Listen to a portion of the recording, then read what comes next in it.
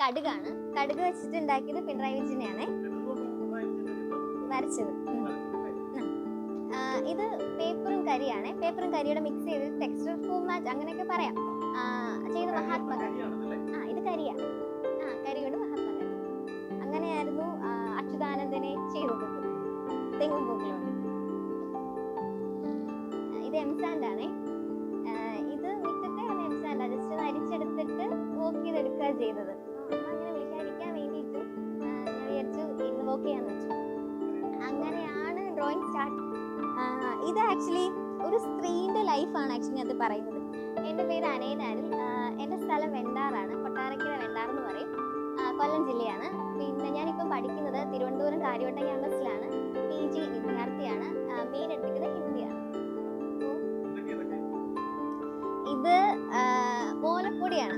അതായത് നമ്മുടെ പച്ച ഓല ഒരു മീഡിയം രീതിയിൽ ഉണക്കിയിട്ട് ആ ഒരു പച്ചമയം മാറാണ്ട് തന്നെ അതിനെ പൊടിച്ചെടുത്തിട്ട് ഇതുപോലെ ഒട്ടിച്ചെടുത്തയാ.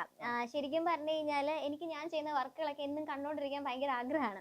അതായത് ഇപ്പം ഞാൻ എനിക്ക് ഒട്ടും ഡ്രോയിങ് ചെയ്യാൻ ഇഷ്ടമില്ലാത്ത ഒരാളായിരുന്നു. അപ്പം അന്നൊക്കെ ഞാൻ ചെയ്ത വർക്കുകളൊക്കെ നശിപ്പിച്ച് കളഞ്ഞിട്ടുണ്ട്. അപ്പം കുറച്ച് കഴിഞ്ഞപ്പോൾ കൊറോണ ആയ സമയത്ത് വെറുതെ ഇരിക്കാൻ വയ്യാത്തതുകൊണ്ടും അമ്മ എപ്പോഴും കിടന്ന് ഉറങ്ങുന്നതിന് ചീത്ത പറയും. അപ്പം അമ്മയുടെ ഒന്ന് ചീത്ത വിളിന്ന് രക്ഷപ്പെടാൻ വേണ്ടിയിട്ടാണ് ശരിക്കും ഞാനിങ്ങനെ വർക്കുകളൊക്കെ സ്റ്റാർട്ട് ചെയ്തത്. അങ്ങനെ സ്റ്റാർട്ട് ചെയ്ത സമയത്ത് ആക്ച്വലി എനിക്ക് എൻ്റെ ഗ്രോത്ത് അറിയണമായിരുന്നു. അപ്പം ഇങ്ങനെയുള്ള വർക്ക് ചെയ്യുന്ന സമയത്ത് ഞാനിപ്പോൾ കാര്യവട്ടം ക്യാമ്പസിൽ PG ചെയ്തുകൊണ്ടിരിക്കുക. അപ്പം പോകുന്നതിന് മുന്നിട്ട് തന്നെ കുറച്ചുകൂടെ വ്യത്യസ്തമായിട്ടുള്ള എന്തെങ്കിലും വർക്ക് ചെയ്യണം എന്നൊരു ആശയം വെച്ചിട്ടായിരുന്നു മിനിസ്റ്റേഴ്സിനെ 12 വ്യത്യസ്ത മീഡിയംസ് വെച്ചിട്ട് വർക്ക് ചെയ്യാമെന്ന് വെച്ചത്. അപ്പം നമ്മുടെ കയ്യിൽ തന്നെ സുലഭമായിട്ടുള്ള വസ്തുക്കൾ വെച്ച് തന്നെ വർക്ക് ചെയ്യാം എന്നൊരൊറ്റ ആശയത്തിലാണ് ഞാൻ ഇങ്ങനെ വർക്ക് സ്റ്റാർട്ട് ചെയ്തത്. അതായത് ഇപ്പം ഞാൻ സ്റ്റാർട്ട് ചെയ്യുന്ന സമയത്ത് എനിക്ക് പിക്ചർ റെഫറൻസ് കിട്ടാൻ ബുദ്ധിമുട്ടായിരുന്നു. അപ്പം ഞാൻ ജസ്റ്റ് ഒരു റെഫറൻസ് പോലെ പിക്കൊന്ന് വരച്ചെടുക്കുമായിരുന്നു. പിന്നെ ശീലമായി കഴിഞ്ഞപ്പോൾ അങ്ങനെ റെഫറൻസ് കുറെ കൊടുക്കാണ്ടായി. അത് തന്നെത്താൻ തന്നെ വരച്ച് ചെയ്യാനുള്ള ഒരു ടെൻഡൻസിലേക്ക് പിന്നെ വന്നു. പിന്നെ ഇത് ആക്ച്വലി അച്ഛൻ ഇവിടുത്തെ അടുപ്പ് ക്ലീൻ ചെയ്ത സമയത്താണെങ്കിൽ കരി ഉണ്ടായിരുന്നു. അപ്പോൾ ആ കരി കണ്ടപ്പം തോന്നിയൊരു ഐഡിയ ആയിരുന്നു ഇത്. അത് ആക്ച്വലി ആ കരിയും പേപ്പറും ഞാൻ ടെക്സ്റ്റ് ആർട്ടൊക്കെ യൂട്യൂബിൽ കണ്ടിട്ടുണ്ട്. അപ്പം ഞാൻ നോർമലി പെയിന്റ് ഒക്കെയാണ് മിക്സ് ചെയ്യുന്നത്. അപ്പം എനിക്ക് ആക്ച്വലി ആ കരിനെ തന്നെ പൊടിച്ച് ചതച്ചിട്ട് മിക്സ് ചെയ്ത് നോക്കണമെന്നുണ്ടായിരുന്നു. അങ്ങനെയായിരുന്നു ആദ്യം ഗാന്ധിജി ചെയ്തു. കാരണം എനിക്ക് ഏറ്റവും കൂടുതൽ ഇഷ്ടം ഗാന്ധിജീനെയൊക്കെ ചെയ്യാനാണ്. കാരണം പെട്ടെന്ന് വരച്ചെടുക്കാൻ പറ്റുന്നതുകൊണ്ട് എനിക്ക് ഇതൊക്കെ ചെയ്യാൻ ഇഷ്ടമാണ്. ഇത് തകരേരിയാണ്. ഇത് മുകളിൽ അയ്യത്ത് ഇങ്ങനെ പാറിപ്പറന്ന് മിറ്റത്തൊക്കെ കിടക്കുമായിരുന്നു. അപ്പം ഈ അരി വെച്ചിട്ട് എന്തോ ചെയ്യാൻ പറ്റുമെന്ന് ആലോചിച്ചപ്പോൾ ഞാനിങ്ങനെ മിനിസ്റ്റേഴ്സിലേക്ക് ഇത് കൊണ്ടുവന്നത്. അപ്പം ഇതിന് കുറച്ച് ബാലൻസ് എൻ്റെ കയ്യിൽ ഇരിപ്പുണ്ട്. അപ്പോൾ അങ്ങനെയാണ് ഞാൻ ആർ ശങ്കറിനെ ചെയ്തത്. ഞാൻ ആദ്യമായിട്ട് ഒരു മിനിസ്റ്ററിനെ ചെയ്യുന്നതും ഈ ഒരു വർക്ക് സ്റ്റാർട്ട് ചെയ്തായിരുന്നു. മിനിസ്റ്റേഴ്സിന്റെ വർക്ക് സ്റ്റാർട്ട് ചെയ്യുന്നത്. പിന്നെ ഇതും അതുപോലെ തന്നെ ടെക്സ്റ്റ് ആർട്ട് തന്നെയാണ്. അപ്പം ഇത് കുറച്ചും കൂടി ഡാർക്കനായിട്ട് വരുന്നത്. ഞാൻ കുറച്ചുകൂടെ കരി ഇതിനകത്ത് ആഡ് ചെയ്തിട്ടുണ്ടായിരുന്നു. ഇത് ഫുള്ള് കരിയും പേപ്പറുമാണ്. എനിക്ക് കടുകൊക്കെ വെച്ച് വർക്ക് ചെയ്യാൻ ഭയങ്കര ഇഷ്ടമാണ്. സ്പൈസസ് ഒക്കെ വെച്ചിട്ട് അങ്ങനെ ചെയ്തപ്പം എനിക്ക് ബാക്കിയുള്ള വർക്കുകളെക്കാളും കുറച്ചുകൂടെ പിണറായി വിജയൻ ആയിരിക്കും കടുക് സ്യൂട്ട് ആവുന്നതെന്ന് തോന്നി. അങ്ങനാണ് ആക്ച്വലി കടുക് പുള്ളിക്ക് കൊടുത്തത്. പിന്നെ ഇത് വരുന്നത് നമ്മുടെ തെങ്ങും പൂക്കളിയാണ് വരിക. ഇത് പച്ചപ്പൂക്കളിയായിരുന്നു. അപ്പം ഞാനിത് വെറുതെ പറക്കി കുപ്പിക്കകത്തിട്ട് വെച്ചിട്ടുണ്ടായിരുന്നു, എപ്പോഴെങ്കിലും വർക്ക് ചെയ്യാലോ എന്ന് വെച്ചിട്ട്. അങ്ങനെയായിരുന്നു അച്യുതാനന്ദനെ ചെയ്തത്. തെങ്ങും പൂക്കൾ കൊണ്ടിട്ട്. ഇത് എംസാൻഡ് ആണേ. ഇത് മിക്കത്തെ എംസാൻഡാ. ജസ്റ്റ് ഒന്ന് അരിച്ചെടുത്തിട്ട് വോക്ക് ചെയ്തെടുക്കുക ചെയ്തത്. ഇത് വരുന്നത് ജോയിന്റ് ഫില്ലർ ആയിരുന്നു. കറുത്ത കളറ് കൊടുക്കണം എന്ന് വെച്ചിട്ട് അപ്പൊ എന്തോ ചെയ്യാന്ന് ചോദിച്ചപ്പോ അച്ഛൻ പറഞ്ഞു ജോയിന്റ് ഫില്ലർ ഉണ്ട്, അത് വെച്ചൊന്ന് വർക്ക് ചെയ്ത് നോക്കാൻ പറഞ്ഞു. അങ്ങനെ ഇതൊന്ന് ചെയ്ത് നോക്കിയത്. അപ്പം അകത്ത് ആ ഒരു ഷെയ്ഡും കിട്ടുമല്ലോ എന്ന് വെച്ചിട്ടായിരുന്നു ജോയിന്റ് ഫില്ലർ ഇതിന് കൊടുത്തത്. ഡ്രാഫ്റ്റ് ഉണ്ടാക്കാണ്ട് ഡയറക്റ്റ് ചെയ്തത്. ഒരു വർഷത്തോളം ഞാൻ കഷ്ടപ്പെട്ടിട്ടതിന് വേണ്ടിയിട്ട് 6 മാസത്തോളം എടുത്തത് കംപ്ലീറ്റ് ചെയ്ത് വർക്ക് കംപ്ലീറ്റ് ആക്കാൻ വേണ്ടി 6 മാസം.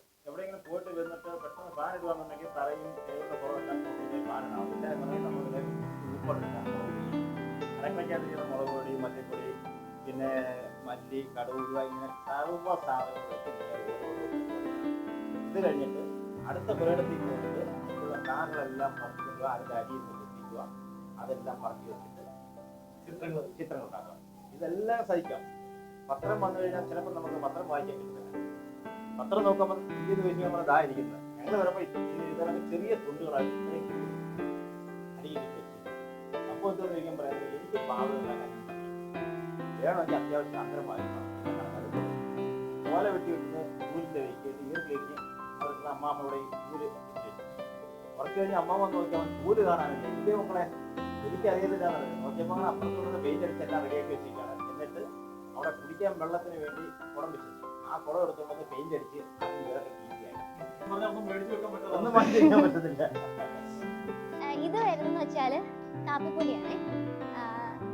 ഇത് ഞാൻ ഒരുപാട് ബുദ്ധിമുട്ടി ചെയ്തൊരു വർക്കായിരുന്നു കാപ്പിപ്പൊടി. ബേസിക്കലി ചായയുടെയും കാപ്പിയുടെയും മണമൊന്നും എനിക്ക് ഇഷ്ടമല്ല. അതുകൊണ്ട് എനിക്ക് ഭയങ്കര വോമിറ്റിംഗ് ടെൻഡൻസി വരും ഇത്രയും മണം വരുന്നത്. അപ്പം അന്ന് ഞാൻ മൂക്കൊക്കെ പൊത്തി എനിക്ക് ആഗ്രഹമായിരുന്നു എന്തെങ്കിലും കുറച്ചൊരു വെറൈറ്റി ആയിട്ട് ചെയ്യണം. അങ്ങനെ ചെയ്തായിരുന്നു ഈ ഒരു വർക്ക്. അങ്ങനെയാണ് കാപ്പിപ്പൊടിയിലേക്ക് എത്തിയത്. ഇത് ടൈപ്പോഗ്രഫിയാണ്. ടൈപ്പോഗ്രഫി ആക്ച്വലി ഞാൻ പല രീതിയിൽ ടൈപ്പോഗ്രഫി ചെയ്യും. ഇന്ന് ചെയ്തൊരു വർക്ക്, ഇന്ന് ഒരു രീതിയിലാണ് ലെറ്റർ യൂസ് ചെയ്യുന്നതെങ്കിൽ ഞാൻ നാളെ വേറെ പടം വരയ്ക്കുകയാണെങ്കിലും അതേ സെയിം പാറ്റേൺ ഞാൻ എൻ്റെ ഹാൻഡ് റൈറ്റിംഗ് യൂസ് ചെയ്യത്തില്ല. പല വർക്കിനും പല തരത്തിൽ ഹാൻഡ് റൈറ്റിംഗ് ഞാൻ യൂസ് ചെയ്തിട്ടാണ് വരയ്ക്കുന്നത്. അപ്പോൾ ഇത് ഞാൻ ആക്ച്വലി ഒരു കസി റൈറ്റിങ്ങും അല്ല എന്നാൽ ഒരു നോർമൽ റൈറ്റിങ്ങും അല്ലാത്ത രീതിയിൽ മിക്സഡ് ഫോമാറ്റിലാണ് ഈ ഒരു വർക്ക് ചെയ്തത്.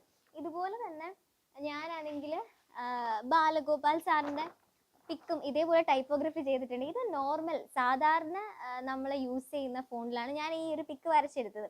അപ്പം ഇത് ആ രീതിയിലായിരുന്നു ഈ ഒരു പിക്ക് വരച്ചെടുത്തത്. അങ്ങനെ ടൈപ്പോഗ്രഫിയിൽ തന്നെ ഒരുപാട് വ്യത്യസ്തത കൊണ്ടുവരാൻ എനിക്ക് ഭയങ്കര ഇഷ്ടമാണ്. ഞാനൊരു ഭാഷാ വിദ്യാർത്ഥിയാണ്. സ്വാഭാവികമായിട്ടും എനിക്ക് ഭാഷയിൽ ഒരുപാട് കാര്യങ്ങൾ പഠിക്കാൻ ഭയങ്കര ഇഷ്ടമായതുകൊണ്ട് തന്നെ എപ്പോഴും ലെക്ചറിങ്ങിൽ പോലും ഓരോ മൈന്യൂട്ടായിട്ടുള്ള കാര്യങ്ങളും പതിവ് ശ്രദ്ധിക്കാറുണ്ട്. അപ്പം അങ്ങനെ ശ്രദ്ധിക്കുന്ന സമയത്ത് എന്തുകൊണ്ട് ഒരേ ഫോണിൽ എന്തിനാണ് നമ്മൾ എഴുതുന്നത്, കുറച്ചൊരു വെറൈറ്റി ആയിട്ട് കൊണ്ടുവരാമല്ലോ. അപ്പോൾ കാണുന്നവർക്കും മീൻസ് കാഴ്ചക്കാർക്കും അതൊരു ഭംഗിയായിരിക്കുമല്ലോ എന്ന് വിചാരിച്ചിട്ടാണ് അങ്ങനെ പല ഫോണിൽ എഴുതുന്നത്.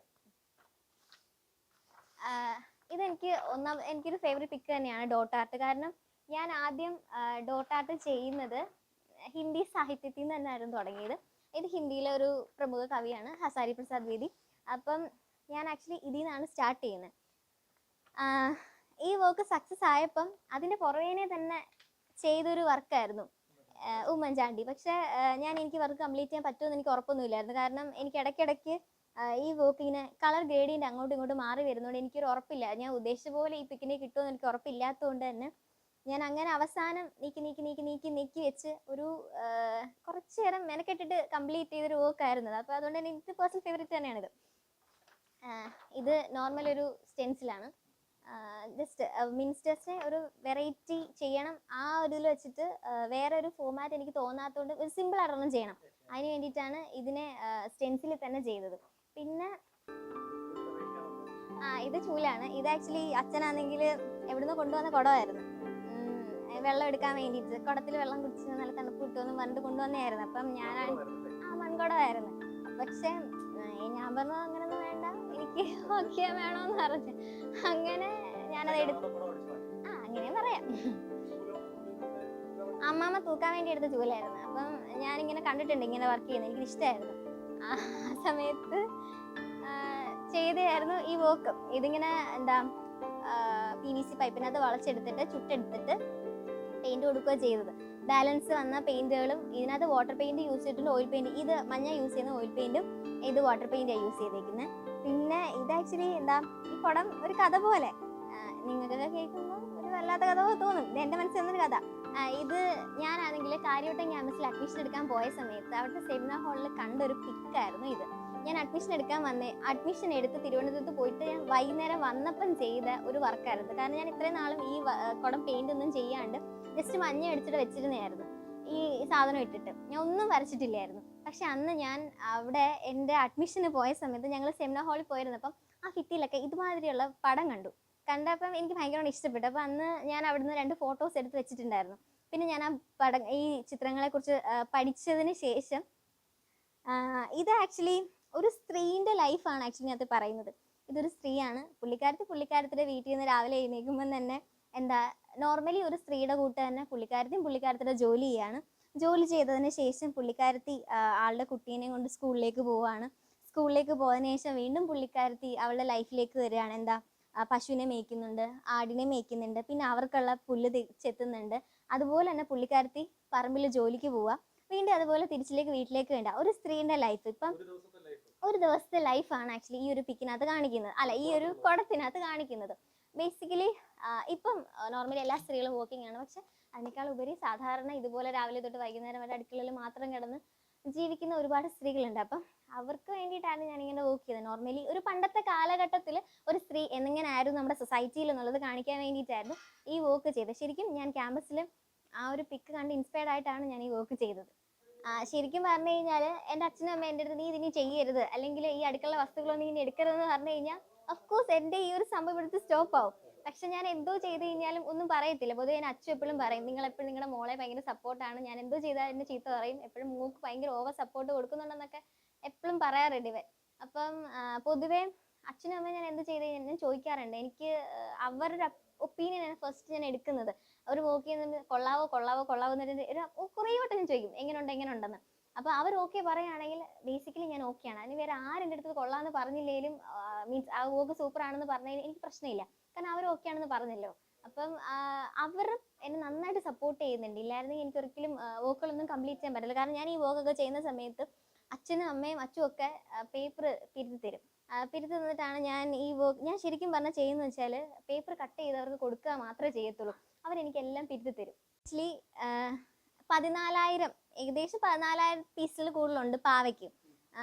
ഞാൻ 3D വർക്ക് സ്റ്റാർട്ട് മീൻസ് ഏകദേശം ഒരു എൻഡ് പോർഷൻ ഏതാണ്ട് ഈ ഒരു പാവയിലോ ഞാൻ ലാസ്റ്റ് ചെയ്തത്.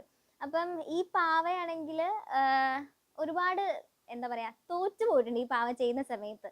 ഇപ്പം ഇതിൻ്റെ ഉടലുണ്ടാക്കുന്ന സമയത്താണെങ്കിൽ തല ഉണ്ടാക്കുന്ന സമയത്തൊക്കെ ഞാൻ ഏകദേശം 1 വർഷത്തോളം ഈ ഒരു പാവയ്ക്ക് വേണ്ടി കഷ്ടപ്പെട്ടിട്ടുണ്ട്.